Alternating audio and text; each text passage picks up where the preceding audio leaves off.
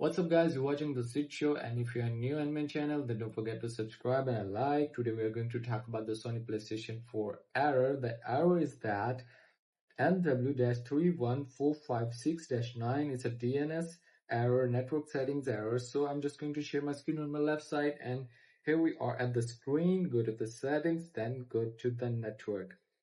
Here we are, the network view PlayStation network services. Sometimes the server is down.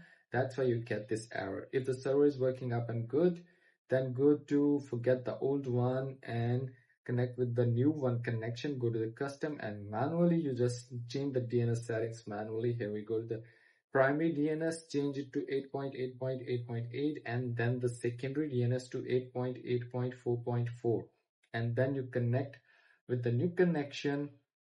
The old one is forget it, then connect it new, and that's how you can fix this error. And if you want to ask me a question, and then leave a comment in the comment box, and if the server is down, then wait, Sony will fix this automatically.